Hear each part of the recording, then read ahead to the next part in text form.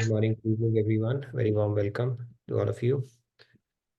Let me share my screen and let's get started with our opening prayers like we always do.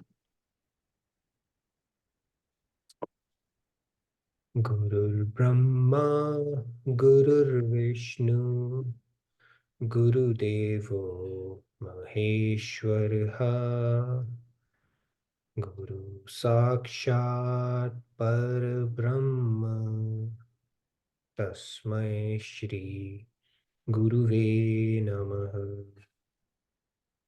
Vasudeva Sutam Devam Kamsachanuramardanam Devaki Paramanandam Krishnam Vande Jagadgurum Krishnam Vande Jagadgurum.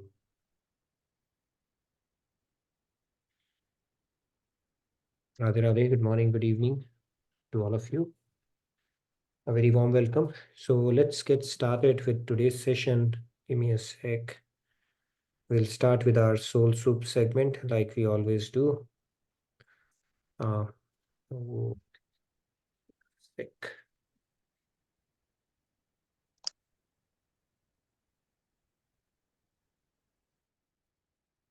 All right. So as part of the soul soup segment, we are doing the science of mind management series. So we are at a pretty interesting conjecture, right? We are trying to establish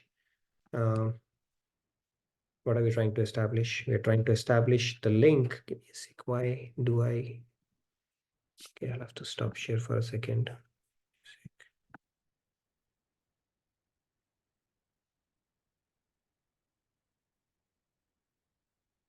Sorry about that. So I need to say share. Okay, you're able to see that. Okay, so like I said, we are at a pretty interesting conjecture here. So we're trying to establish the chain of mental afflictions. We do have mental afflictions that we all suffer from. These are called manas rogs by our scriptures, and rog or any kind of affliction we know is bad. So you may have a 6 feet frame. I mean, people like me, they have slightly less than that. But let's say even if you have a toothache, small affliction, physical affliction, then that whole 6 feet frame will not cooperate. You are not able to work properly.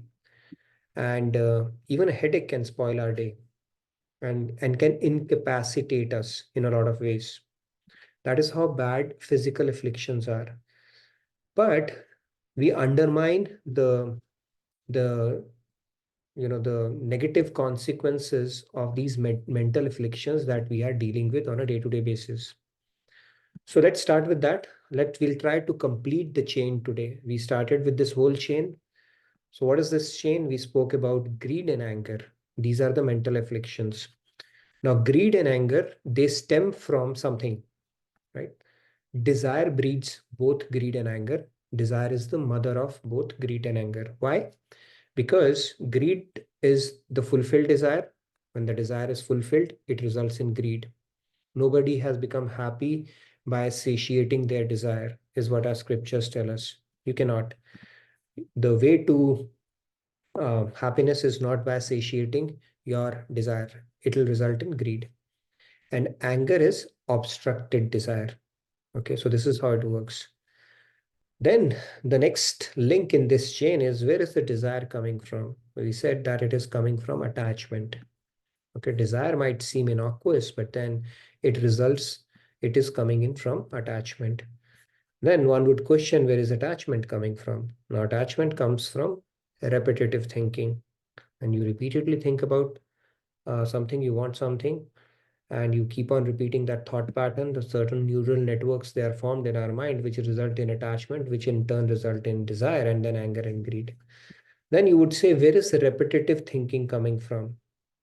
Right? So let's try to complete this chain. Where is this repetitive thinking coming from? This is coming from quest for happiness that we all have. right? So this quest for happiness, so this is how the chain goes. And this is the last link in this chain. Now, why do we seek happiness? We try to find it in our family, work, hobbies, activities, friends, and in everything that we do. And yet it continues to elude us. Even after so many disappointments, why do we not stop seeking happiness? That's a big question. So there's a reason for that as well. So the culprit is God. Okay, not the culprit, is the reason for that. Why?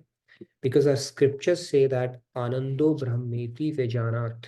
What it means is know God. Vedas are saying know God to be the nature of bliss. And God is an infinite ocean of bliss. So, what does it mean? If He is bliss, then why are we seeking happiness? Is the question, right? Our scriptures further on go on to say that Supreme Lord is an infinite ocean of divine bliss, and we souls are His fragmental parts. By nature, each part is spontaneously attracted towards its source. If you see a lump of mud is a part of the earth and is pulled towards it by the force of gravity. We see that in the nature. A river is created by water vapor arising from the sea and it flows back into the sea. Similarly, because we soul are the tiny drops of the ocean of infinite happiness, our natural propensity is to seek bliss. There's nobody who's not seeking bliss here. And until we get that infinite happiness of God, we will not be content. So, quest for happiness is an integral part of our existence. You don't have a choice but to be happy. Even if you want, you cannot seek misery. Now, you say there are people who are masochists and those kind of things. They're also seeking happiness by doing sad things, bad things, or by inflicting pain upon themselves, right? In worst case scenario, but nobody can say, I'm not going to seek happiness. And this quest for happiness is, like I said, it's integral to our being. And then what happens is that that this quest continues because we haven't gotten it as yet. And somewhere or other, we will continue to contemplate bliss, and this whole chain gets established. And then you seek bliss in some object, thing, relationship, person. That repetitive thinking will happen. It will lead to attachment, that this thing is going to give me happiness. That attachment will lead to desire, that I want this thing, this object, this person. Then desire will get fulfilled. It will lead to greed. If it doesn't get fulfilled, it will lead to anger. So this cycle keeps on repeating in our life, after lifetime, after lifetime, after lifetime. We continue to fall to this trap, so to say.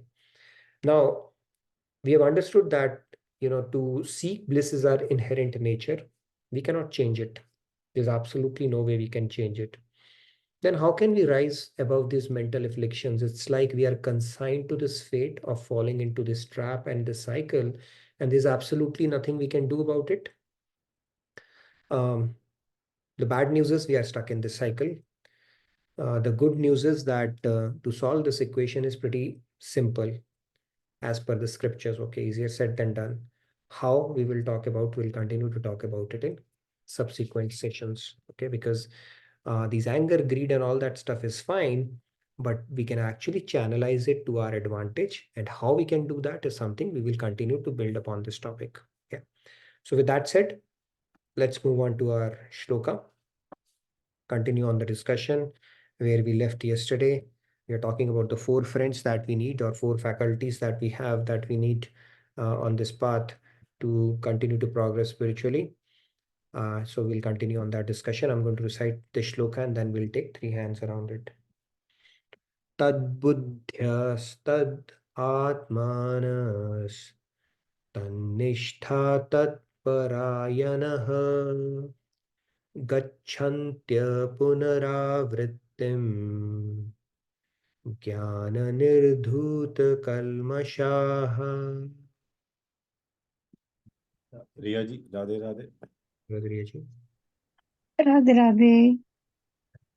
तद्बुद्धयस्तदात्मानस्तनिष्ठस्तत्परायणाः गच्छन्त्य पुनरावृत्तिम् ज्ञाननिर्धूतकल्मषाः. Very nice. Thank you. Let's take two more hands. Ra- Radhe Radhe. Radhe, Radhe. तद्बुद्ध्यस्तदात्मानस्तनिष्ठास्तत्परायणाः गच्छन्त्य पुनरावृत्तिं ज्ञाननिर्धूतकल्मषाः. Thank you, Radhe Radhe. Radhe, Radhe. Thank you. Very nice. Take Samji, Radhe Radhe. Yeah. Radhe Radhe. Samji. Tad buddhyastad atmanas tat nishtastad parayina gachanti punar avritam jnana nirdhuta kalmasha. Radhe Radhe. Radhe, Radhe. Very nice. Thank you. Okay, we can take one more hand and we get started. Radhe Shirma ji, Radhe Radhe. Radhe Shirma. Radhe. Tatbuddhayastadaत्मानः तन्निष्ठास्तत्परायणः गच्छन्त्या पुनरावृत्तिं ज्ञाननिर्धूतकल्मषः. Thank you. Very nice. Thank you. So let's get started. Pragiji, tomorrow we'll have to fix our hand. We have some content to cover. So let's take Pragiji as a first hand tomorrow.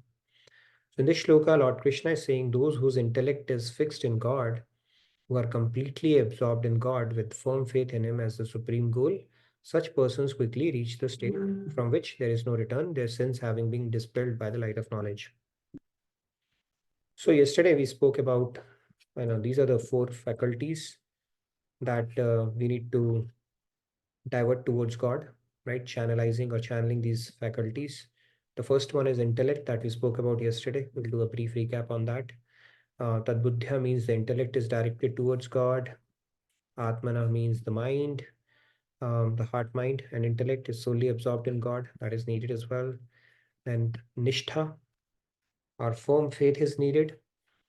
And then the fourth one is the focus, parayana.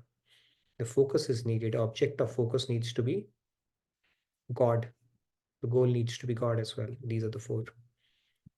So let's continue to build on that. So many people use their buddhi intelligence for sensory things. We spoke about it yesterday, but mind may not be in that activity. We spoke about the example of quantum physics, like you might have signed up for that. Your intellect is working on the topic at hand, but then your mind might be engaged. Okay, let me get over with it and then enjoy a movie, right?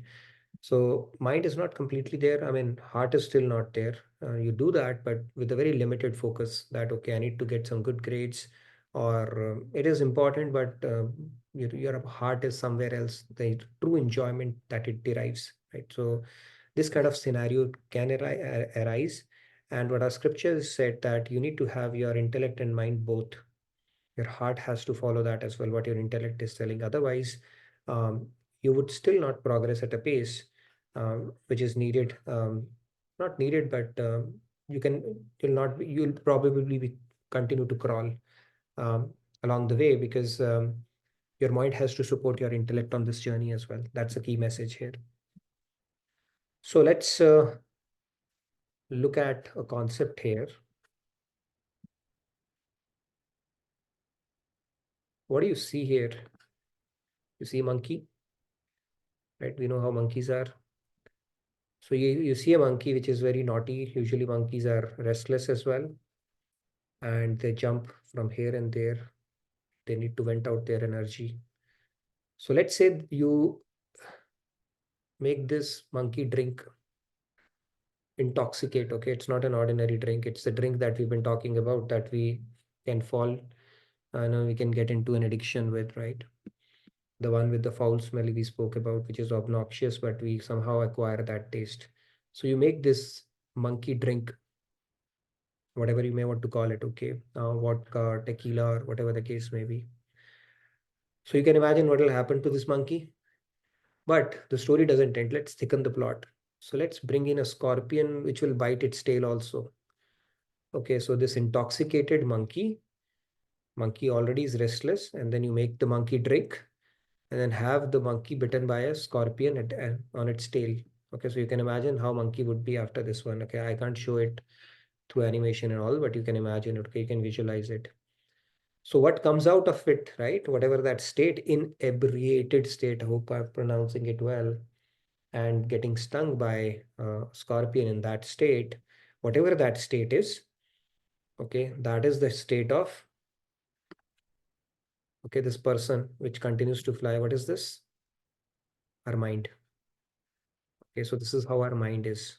And like an intoxicated monkey who's stung by a scorpion, it is very restless. It can continue to fly from here and there like wind does, right? In one moment you will be here, and in another moment you could be in India. No plane can fly you that fast. In a flash of a moment, you can be in Golok also. That is how fast our mind can fly. So this is, and it is restless as well, right? Arjun had asked this question to Krishna that Vayurev Chanchalam hi mana Krishna Vayurev Sudushkaram. He said that it is easy to control wind, but not so easy to control the mind. And Krishna agreed.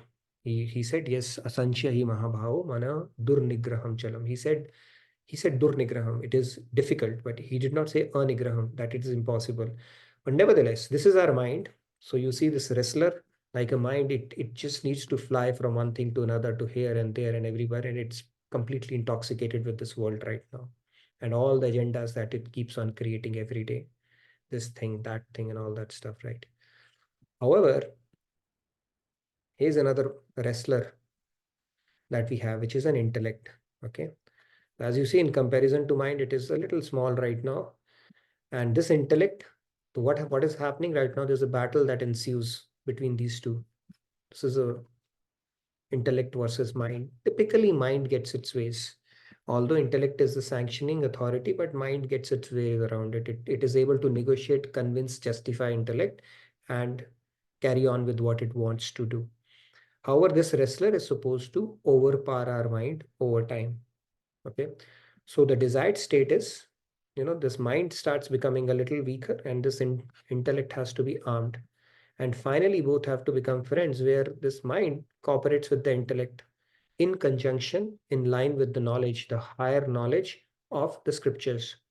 So this wrestler should be able to exert control over the mind, as opposed to mind having its way over the intellect.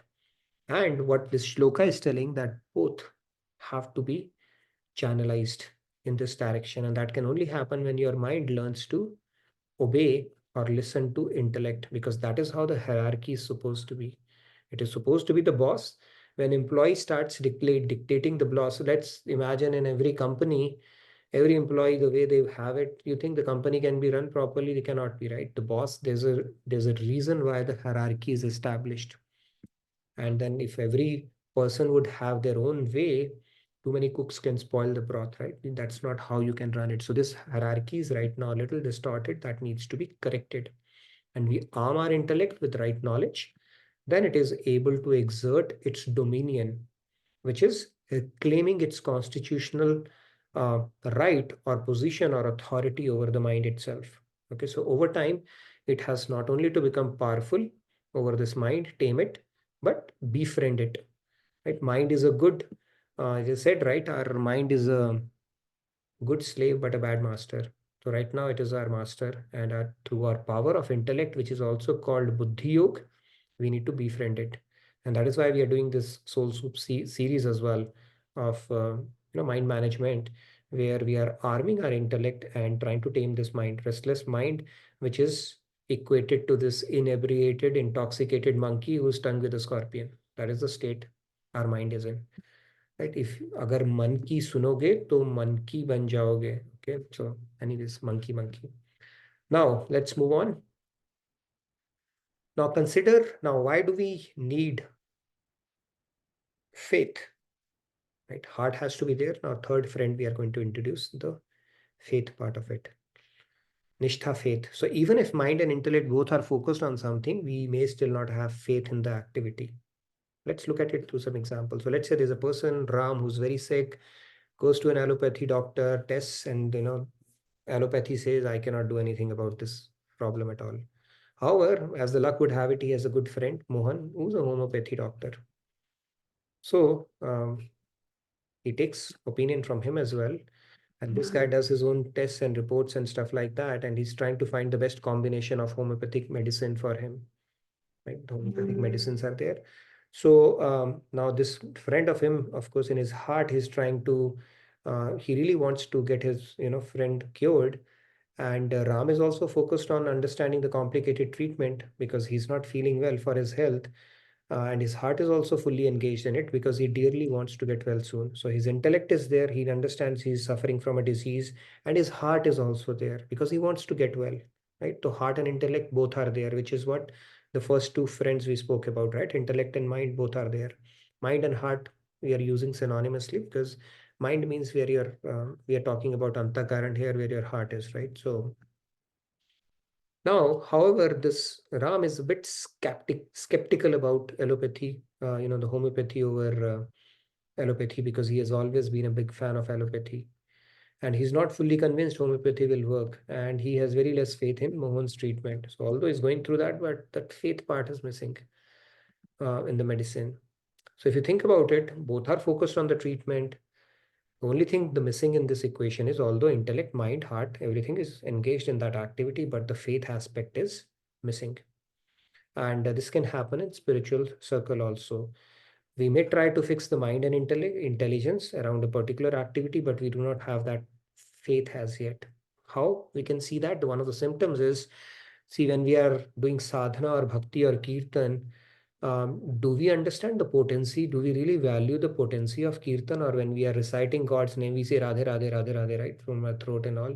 But do we understand the potency of that name? What does it mean? Or Krishna truly runs when we say Ra? Or this name, the power that it has is going, it can actually purify me or uplift me. And then if we do it with that nishtha, that faith, it will start multiplying or magnifying its impact. Right now, we don't have that faith element. We do that, but truly don't have that faith as yet.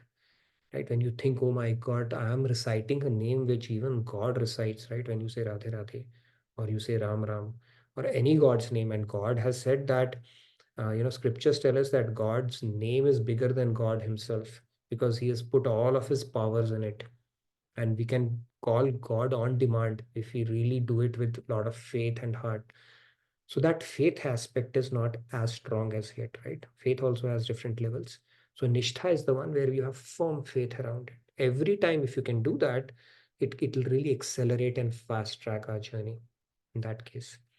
Now, other way of looking at it is here as well, right? Now, let's say you have a business, you have started a business, and then you typically people will do the Lakshmi Puja in his shop and all. Now, what is your motivation? Motivation is that, something bad should not, evil's eye should not fall upon, and our business should flourish and stuff like that. So part of it is driven by fear when we do the prayers, right? So when people are in big trouble, they may again approach Lord for that because they want to get out of that trouble. So there's a selfish motive and fear of trouble that we do the prayers. There may be some traces of faith because you are approaching, but it is not real faith or the firm faith that is being spoken about in this shloka. So Krishna is saying, don't only limit it to your intelligence or emotional faculty alone, but have that strong faith or nishtha as well. So when you're doing your sadhana or bhakti, not only understand with your intellect why you're doing bhakti, but the potency of doing kirtan or chanting of holy name, that Krishna exists in his name, discussion of his pastimes, qualities, holy places, saints, we understand that with intelligence. And then we feel motivated. Oh, let me try to fix my mind on him. He himself is coming when I'm doing kirtan or hearing or doing discussions of his pastimes, qualities, his names, um, holy places, or saints. So let me offer him the affection in my heart. Let me receive him enthusiastically. If you supplement it with all these emotions, then it will fast track your progress. So it will provide insights by which all the inner naughtiness and inner knots, which are there, which will keep on getting resolved. And then it will enable us to see clearly, understand clearly the absolute truth. So if we have faith in Krishna, in addition to having that focused mind and intelligence on the Lord, then we will move even further in this spiritual path. That is the key message here. Now, channeling the object of focus. Now, let's understand that as well. Isham bhai, you wanted to ask something? Radhe Radhe. One small, I don't know how it is good or bad. Suppose करो we have faith.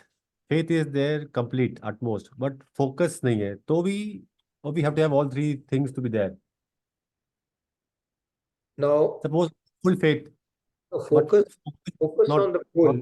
When you're going to talk about the fourth friend, that is what I'm going to introduce. Focus, right?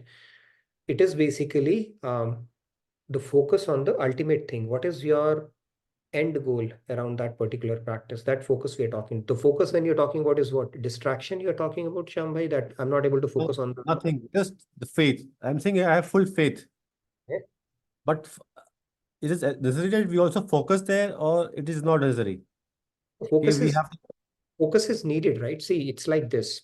Focus means where your mind is, and you will get the result of where your mind is, not what you are doing through your body or your senses. That doesn't count at all. So if Right. you're saying you don't have the focus, then your mind can only be in two places. There is no third place. Either it is in God or it is in world. It True. cannot remain in the state of pending that I'm Yeah. in no man's land. Yeah. And when you say lack of focus, that means lack of faith. Basically, your nishtha is not there. That is why your mind is still in the world. Because if you truly have nishtha, when you are truly, the focus would automatically come while doing kirtans and stuff like that. So that means your mind is in the world. There cannot be any third place. Where else can your focus go? Okay. So what you're doing through your senses does not count. You are where your mind is. Okay, this is the key thing in spirituality, which we offer undermined. We think that by doing puja and doing that, so morning and evening, we have done our bit of spirituality. No, unless your mind was there, it counts for nothing. Okay, and this is the biggest point, at least from me, that was the biggest takeaway when I got introduced to philosophy from Maharajji through Swamiji, that you are where your mind is. It's all done through the mind. Doesn't matter what you are saying or, where you're through your indriyas, whatever you do, nothing counts at all. So people do their puja, but if their mind is in, hey, what's going on in the kitchen, or the milkman would have come, or I have to do the cleaning, let me finish off this whole stuff. You don't get credit for that. And that is the mistake we have been doing lifetime after lifetime, which needs to be corrected now. Now that we understand the deeper secrets behind doing devotion and practicing spirituality, your mind has to be engaged. That's the real thing. You'll get the fruit of where your mind was. You might have spent 1 hour in front of God doing artis and all that stuff. But if your mind was somewhere else in IPL or wherever, that is the result you will get, not that you were doing arti. Now, that makes sense. So focus is needed. Attention is needed. Attention span is needed. See, when we are with the world, we don't think about God, right? Do we? That is how we need to. But when we are with God, why are we thinking about the world? God says it's cheating, not allowed. So every time you do arti, try to, it's not that I struggle myself, right? But you try to bring your mind back as well, right? So God says that when you are with the world, then you are giving them full attention, especially to people whom you care and love for. You are always absorbed in them, full mind space, every word that they are saying and trying to interpret and making sense out of it. But when you are with me, why do you bring the world? In that case, okay, I demand your complete attention if you want to get benefit out of it. So this is how it's meant to be. You need to get that focus. Hope you enjoyed my short answer to your long question. इनमें जी कुछ कुछ समझ में आ गया, but ठीक है. एक और सवाल है फ्रॉम निरल जी से. When we touch paras, even without having faith that it would turn iron into gold, so why can't holy name do its work even without having faith? Yeah, so focus on the name then, na? If your mind is in the world, then how will name help you? If you're saying Radha, say Radha, alphabet, focus on that at least. Sure, it will give it its impact, but you have to think about God or God's name at that moment. Thinking is still the key, right?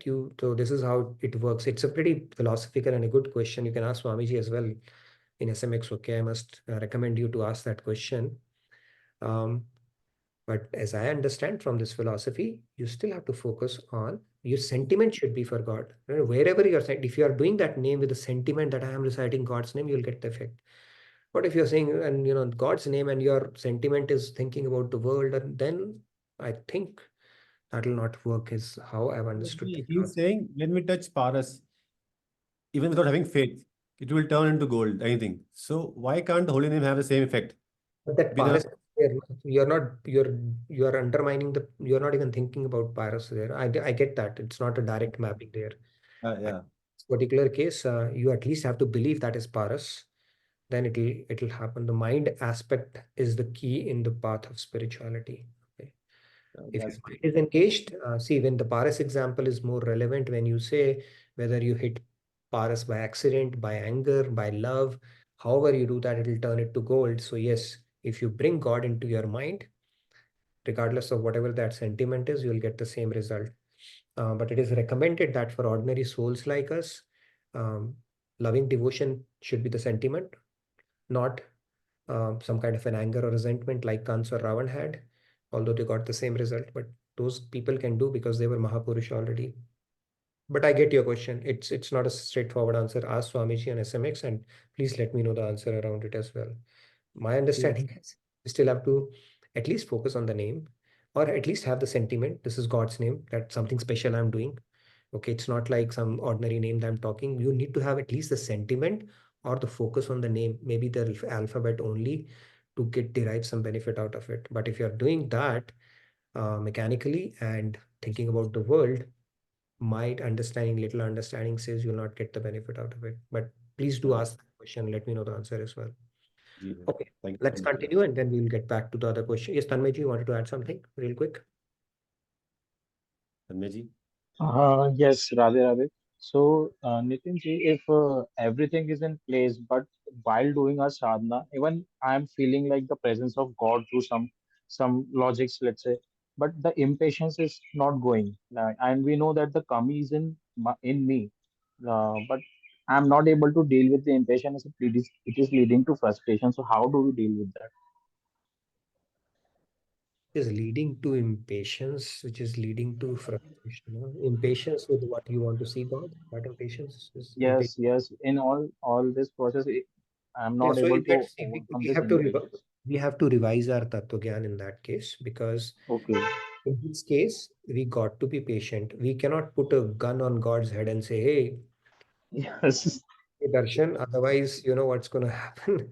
So Yeah. we got right. So we got to be patient. We need to revise our Tattva Gyan.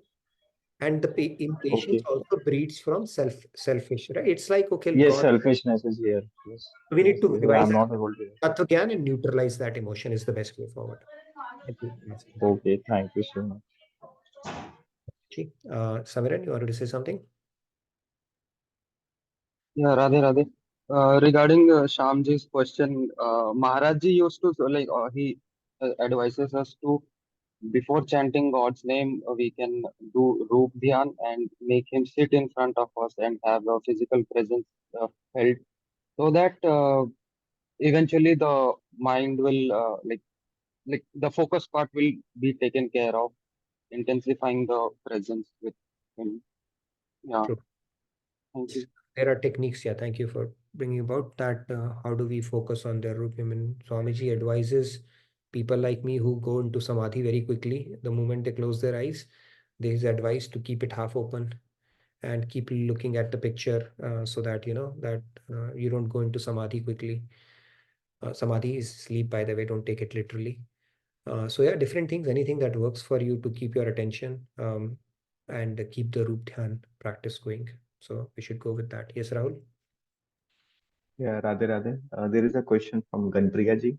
What about Ajamil calling out his son's name?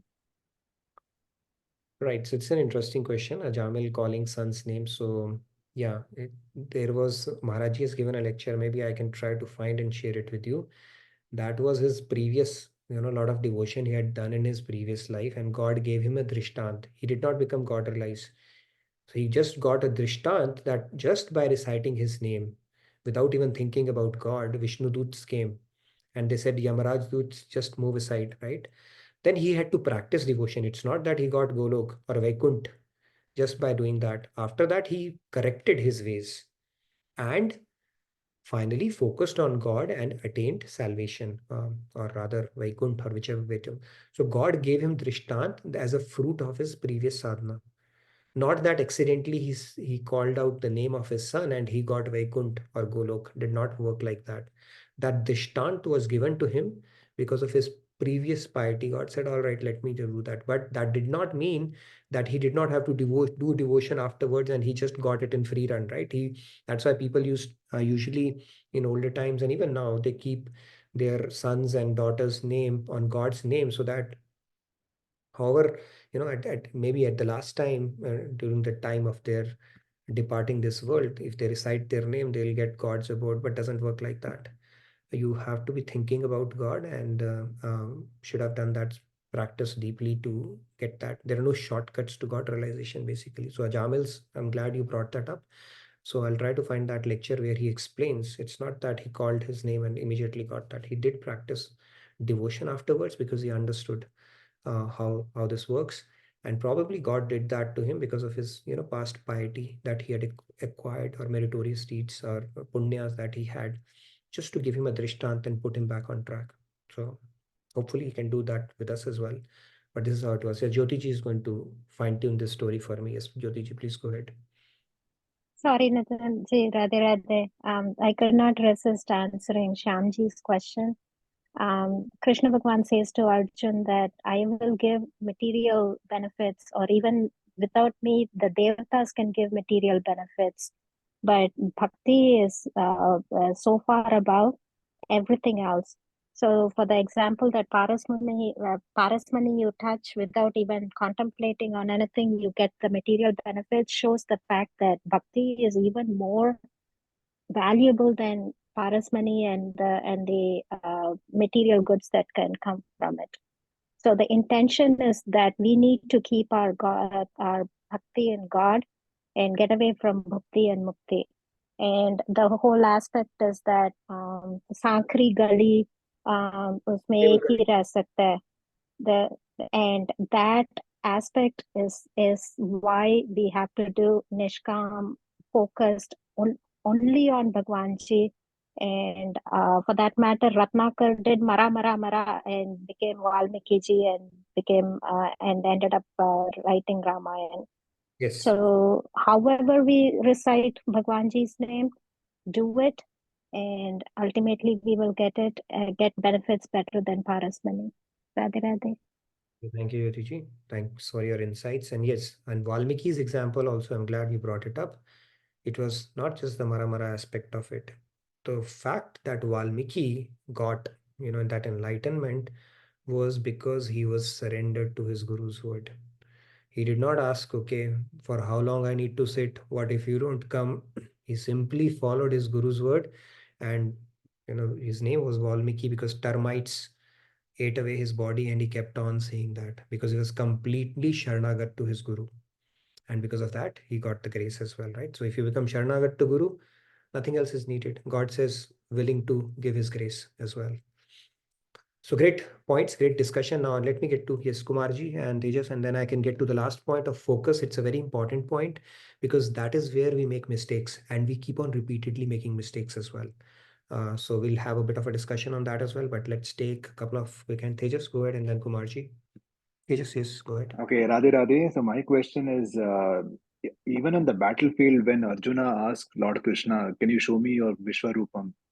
So did Lord Krishna choose to show him the Vishwarupam because he had immense bhakti, or did he see something else in him before he decided to show his Vishwarupam? Because we were talking about God, showing God, showing himself as this should be backed by bhakti. You should have him in your mind, right?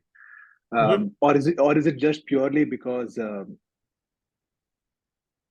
he had to play his role in showing him that Vishwarupa and to clear his confusion in the battlefield? No, You got my question, right? I'll try to explain it as best as I can. So basically, yeah, Arjun asked, right, that can I see your form? Form, right? And he shows it to him also, right? So what was the merit on which he showed it to him is So my let me tell you question. about Arjun here. Yeah, it's like Arjun saying, you are telling me about the manual. Can I see the product also? So he said, sure enough, let me show you. but what was the eligibility Arjun had, right? That's what your question. Yes, that's what I'm looking at. Arjun Yeah. was not an ordinary soul. It is a Nar Narayan avatar. If you go to Bhagavatam, he'll explain. He was already in what you call that liberated, not liberated, God realized soul. So Nar Narayan I avatar. see. He was already Narna. He was enacting. So what Krishna did was he planted a doubt in his head, and he chose the perfect Mhm. setting of a battlefield that if we can implement that knowledge as an opportunity to impart this knowledge, planted the doubt, turned the key, and then if you look at the kind of questions Arjun is asking, there's absolutely no stone unturned. Any question that will come to your mind has been asked. Okay, Mm. so in a way he was enacting that Leela because Yeah. God had told that, he chose him in that particular setting, and then God showed his Vishwaswarupam, because that's part of Vibhuti Yoga as well, right? Where there are no questions asked. Now, tomorrow, if somebody claims that I am God, can you show your Vishwaswarup? Okay, so he showed that, and he gave him divine vision to see that until Arjun was like, okay, I can't handle it. Can you come back to your original form? So he So, covered holistically from all aspects, including showing his cosmic form. Okay, that was the whole idea. so Arjun himself had spiritually progressed at a level where he He had the was merit to. he I was a see. Okay. light soul. Arjun was already, he was a Nar Narayan avatar. So No, it was more like he was playing his part to perfection in that case. Okay, he was not an yes, ordinary. perfect. In fact, all the Pandavas were not ordinary souls. Okay, Ordinary souls. so it was more part of a Leela. But yeah, good question. Glad you asked. Yes, Thank you. Kumarji. Kumarji. Yeah, Jai Shri Ram, Jai Hanuman. Yes. So normally when I have, when I feel any negative energy coming on me, I immediately start chanting Shri Ram, Ram's name, and then these days I feel much better than before. I can see the difference. Mm-hmm. Now today morning I had a strange experience, and I had a pretty bad dream, and I was really struggling in the dream. Like I was being pained. I was shivering and all that stuff. And then I woke up. And this has happened to me few times. But each time I wake up, I say, oh God, luckily it was a dream, right? I just leave it at that.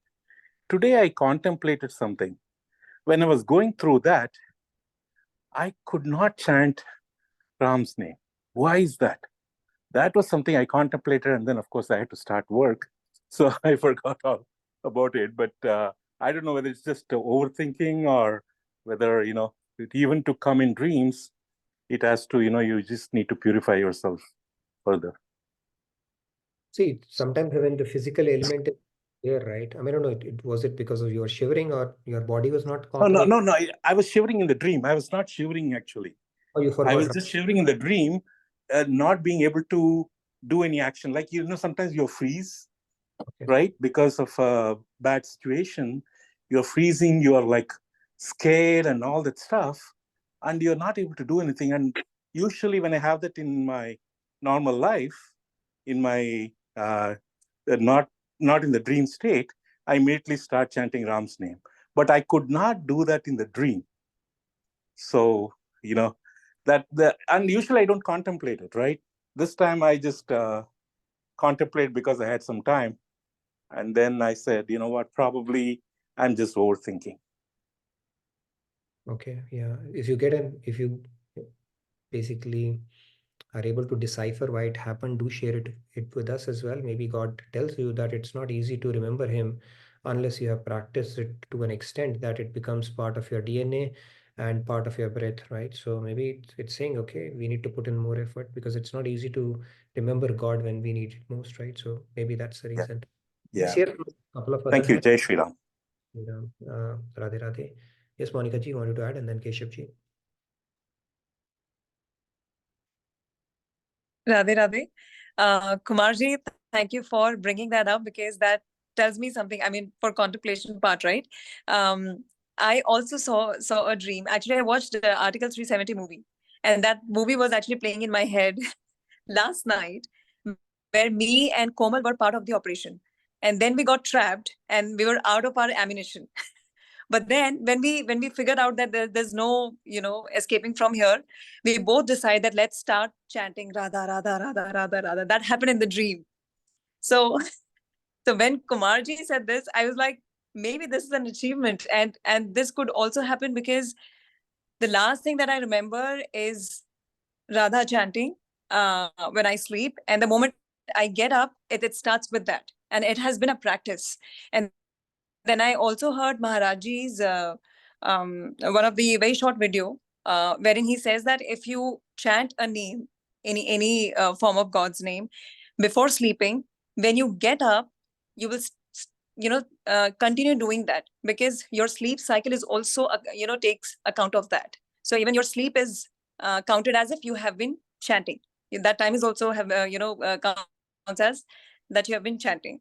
So this happened. So thank you. I am happy now, because I was contemplating that it could be something, right? But then in our head also, I did not tell this to Komal. I'm not sure if she's in the session. She should be. But we both decided that let's start chanting Radha Radha Radha Radha Radha like that. So I just wanted to share that.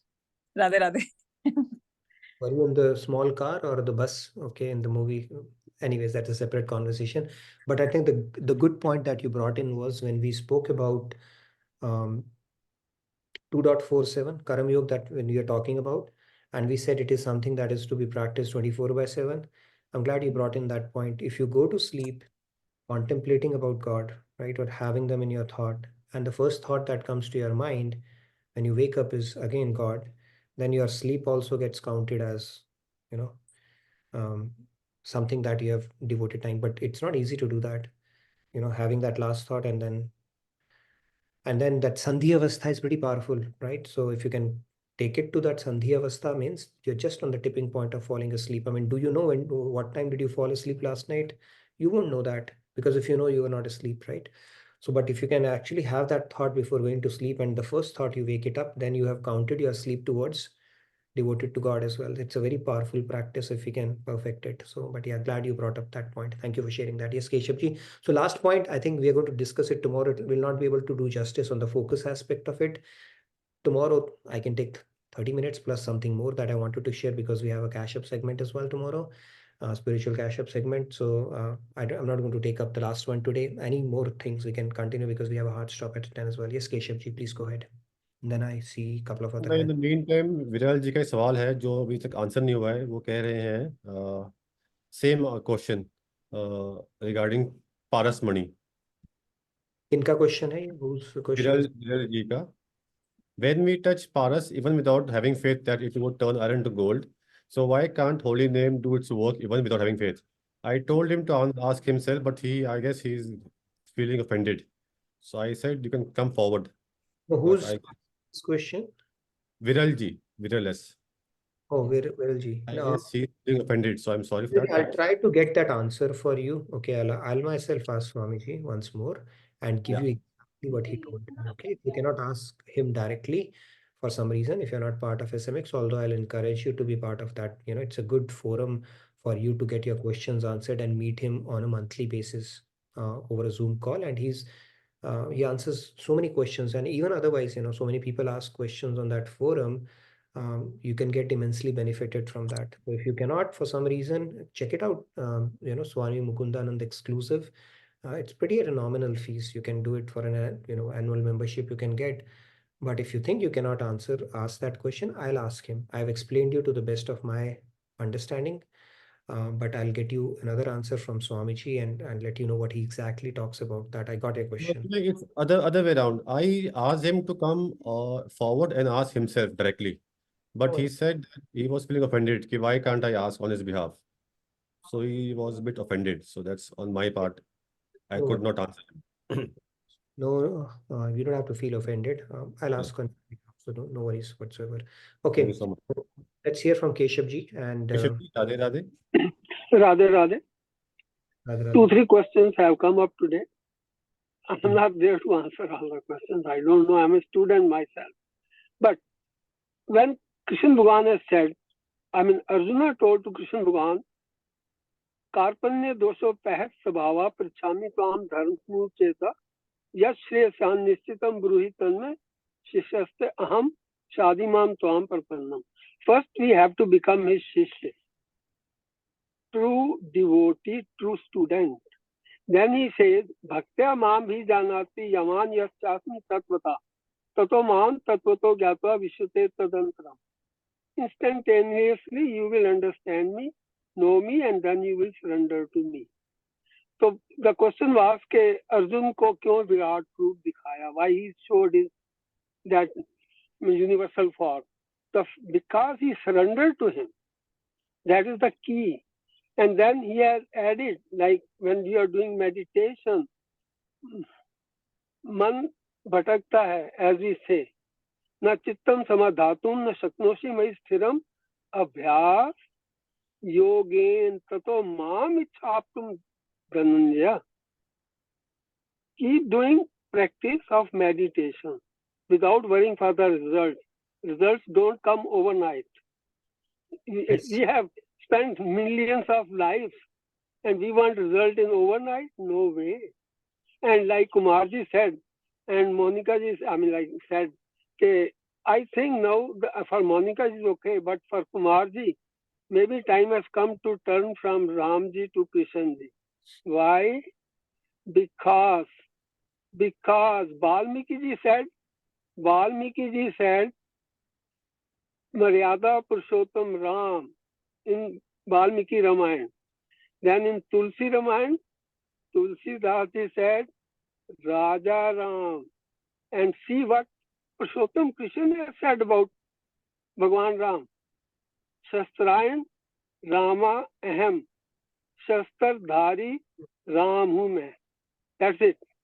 So Kumarji, maybe you think your choice. Radhe Radhe. Jai Shri Ram, Jai Hanuman. It's okay. Yeah, Keshavji and Kumarji, I think you'll have a pretty engaging conversation on this topic. I can already visualize how the script will go. So Kumarji, I'll be more than happy to facilitate that conversation. But yeah, interesting take. Yes, Monica ji, you wanted to add something or okay? Yes, Sandhya, go ahead. There is a comment from Manisha D. What Monica ji is sharing is very much similar to what happened with me. As well as and I started calling Krishna for help immediately in dreams, and I got rescued as well. Good. Now we're getting some real life stories here, huh? Thank you for sharing that. Yes, but it's good actually. You became an agent in Article 370 movie and you're staying Radha Radha when you got stuck. I mean, it's pretty amazing. In dream, you are saying that. Of course, you have taken it to another level. Yes, Rahul, go ahead. And then Shashiji has been, yeah, Rahul, go ahead. Radhe Radhe. Since we are talking about taking God's name before sleep, Maharaj Ji has recommended a bhajan which is in Prem Ras Madhura, Milan Madhuri. Sapnyo Dekho Ek Raat Sakhi. So maybe in one of the sessions we can bring it, but that is a super nice bhajan, yeah. So he has recommended that to either chant or do that roop dhyan on that before sleeping. That can give much benefit. Yeah, Radhe Radhe. You can share the link with me. We can bring it to one of the sessions. Yeah, sure. Yeah. Thank you, Rahul. Yes, Pratyusha, and then we have Rupa ji, Vinamra 7. You have become permanently Vinamra 7, right? From Kahoot to sessions to pretty much everywhere. Yes. Monica ji says, Maharaj ji says, chanting God's name without faith also starts to purify you. But Bhagavad Prapti happens when you develop faith. Also, without faith, people can start chanting, but no one can continue chanting without faith. And only with faith, one can attain divine.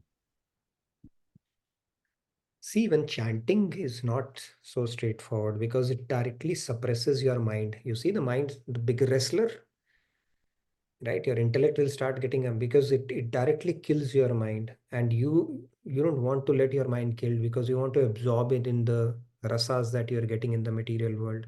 So even if you can get to chanting, okay, forget about faith part of it for now. That itself is also very difficult.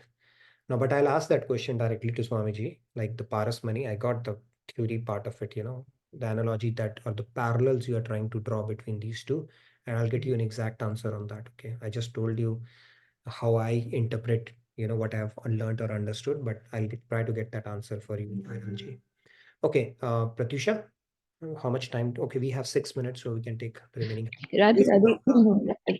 Feedback tracker in the meantime, if you have not already, and if any questions are there or any, even otherwise, do fill it out. If yes, Radhe Radhe everyone, Radhe Radhe sir. Actually, yesterday night I slept really late. So today I want to attend the class. So I just yesterday night itself I just thought that it help me wake up early, and exactly at 7:31 my mind started thinking Ore Sakhi Mangal Gauri, and I just woke up and I joined the session. So that's how your mind can, if you just put a thought in it, and it will help you. So that's one thing. And so second thing is about this Paras money. I think when the Paras money was touching the stone, it was surrendered. It didn't have, an identity like, oh, I am the stone and I am the strongest or anything. So whenever we are doing, that is why I think group dhyan is also very important, because when we are actually making a connect with Bhagwan, and only when you have that connect, not with the worldly things, worldly identities, he will listen to you. True. And Like we will talk about the fourth aspect tomorrow. That will conclude this discussion tomorrow. So we'll talk about the focus, or the end goal that we should have in mind when we approach God to accelerate or fast track our progress. Although God has said that Chaturvidha bhajante mam, right? Jigyasu, Arto, Arti, and Jnani. So people who are seeking material things, they also approach God. And he said, that's fine, good enough to begin with. But is that something we need to continue to do if you want to progress spiritually? Something we'll tackle tomorrow. That's going to be our fourth friend that we really need to have on our side if you want to progress or accelerate or fast track our growth. Okay. Thank you, sir. Pratyusha, Radhe Radhe. Yes, Rupaji, please go ahead. We still have 4 Yeah, minutes. Radhe Radhe everyone. Radhe. Nitinji, you want me to change the name of Vinamra 7 from here? Oh, that's fine. You can call yourself Rupa Vinamra 7th. Perfectly okay. You all guys remember me with the Rupa name. That's Now fine. we know you. Now we know you. Even Kahoot, who is the number. Go ahead, please. Yeah, you wanted to say something? Acha. Actually, when everyone is sharing their own experiences, I just wanted to say that. I mean, I observed myself. I'm not dreaming about it, but before sleeping or doing any work, if something I got stuck in my day life, or if I'm having a sleepless night, or in between, whenever my sleep breaks, I started chanting Radhe Radhe. I don't know, but I started chanting Radhe Radhe. And if I'm sometimes, when I wake up in the mid of the night and if I'm not getting sleep, I keep on chanting that name. And nowadays, the holidays are going on. So if I'm getting up late, before 7:25, I'm getting and just opening my phone and opening our class, then I'm starting my work. Very nice. That's good to know. So I'm starting my day with these classes actually. I know I've seen you cooking a lot of times while, attending the classes as well. So that's good. You have made it a routine. So very nice. But yeah, what you brought up is a very good thing. It's a good practice to, fill the vacuums or the blanks in our day with God's name, until it starts becoming our default setting. I mean, it takes a while, but it goes away if you don't continue to do that. But for some, I I think never thought that one day will come that I chant Radhe Radhe in every moment, wherever. I'm not only saying I'm struck up, I don't know if I'm starting to write on a book also, that is coming out of my my mouth, that Radhe Radhe. If I'm starting cooking also, that is coming out of my mind, that I'm starting with only that name. I never experienced that, but now everyone started sharing. I thought of sharing this. Without that name, I'm not even putting a pen, or no work is done for me now. very nice. So good to hear. Say, Maharaj used to say that, for all, all the lectures you would have heard from him, or whatever exposure you have gotten to this knowledge, at least one thing would have happened. Okay, if you have, whether your faith has developed or not, or whatever the case may be, at least one thing would have happened. That is, whenever somebody will say Radhe Radhe anywhere, you'll say, oh my God, they're saying Radhe Radhe. So getting that attraction, or getting enamored by that name or feeling that thing, that is the biggest change, right? Doesn't come so easy. And Radhe Radhe is something that even Krishna does. So when we keep on deepening this faith, there's nothing more auspicious we can gift ourselves. So thank you for sharing that. I know we are on time Thank now. you, everyone. Yeah. Okay, because we are on time, I'm going to say Radhe Radhe. Radhe Radhe. I look forward to seeing you tomorrow. You can stay back for the next session, and please fill out the feedback tracker. If Radhe not, Radhe. Have a wonderful rest of your day and great rest of your evening. Over to Ajay and Lil Bhai if you're there. So, Radhe Radhe.